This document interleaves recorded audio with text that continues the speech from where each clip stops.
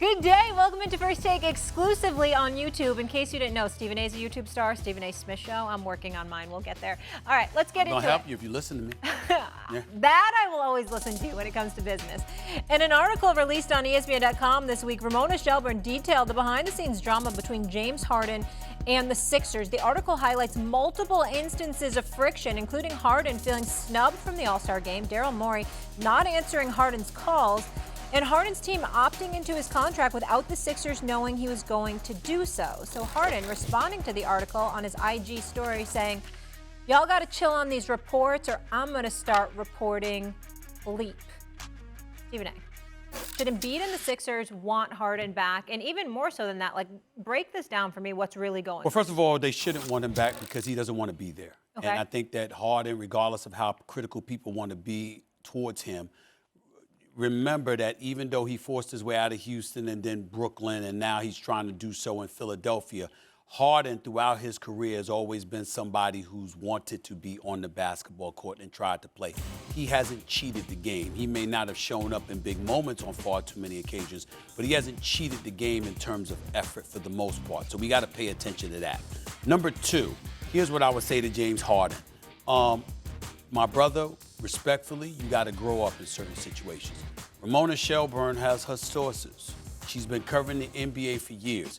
I get sick and tired of players getting upset at the reports. Why don't you pay attention to who the hell is giving that information out?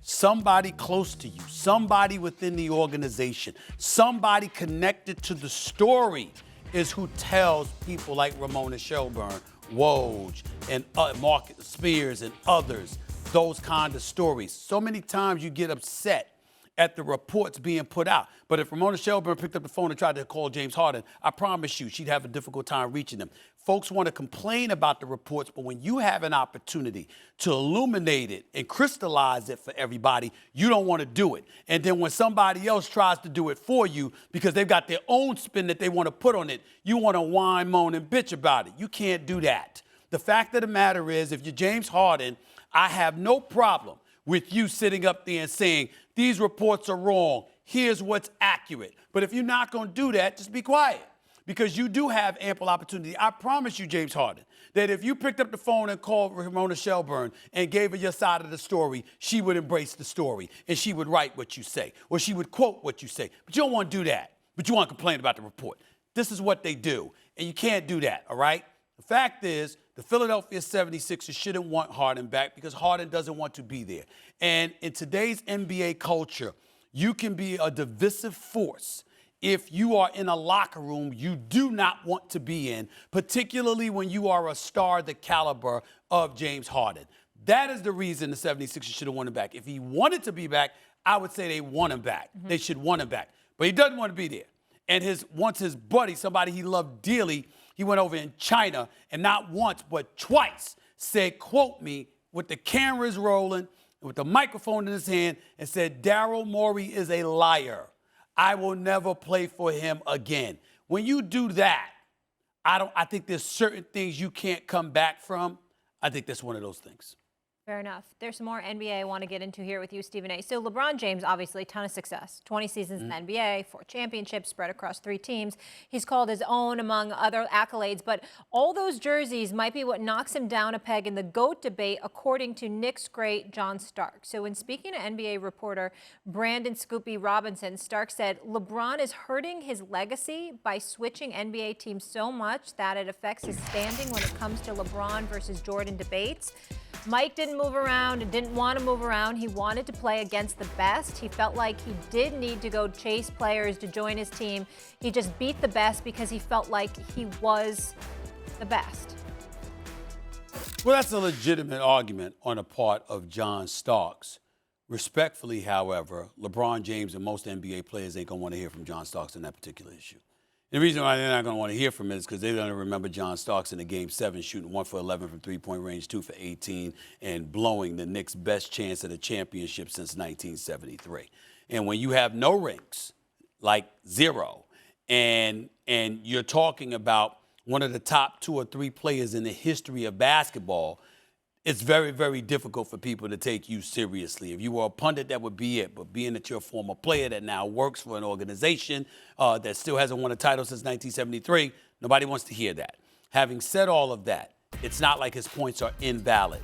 LeBron moving around does give cause to pause in some people's eyes, not mine, because to me, that doesn't affect what I feel about his greatness. As an individual player, watching him on the basketball court and watching him lead in Miami and in Cleveland and in LA, and watching him in his 20th season do what he did last year and being in better shape than anybody on the team and being in better shape than the person who's supposed to be the true star on the team and the number one option, that is Anthony Davis. I don't think there's much that you could say about LeBron James, the basketball player, and his talent. He is simply one of the greatest who has ever lived. Top 2 or 3 easy. There is no debating that, and his legacy will not be tainted or compromised in any way in that regard. Yeah. Is it also fair to say when we're talking about like super teams, LeBron's teams weren't necessarily more stacked than the Warriors? I agree with that. I don't think LeBron James' teams are more stacked than Kevin Durant, Klay Thompson, and Steph Curry.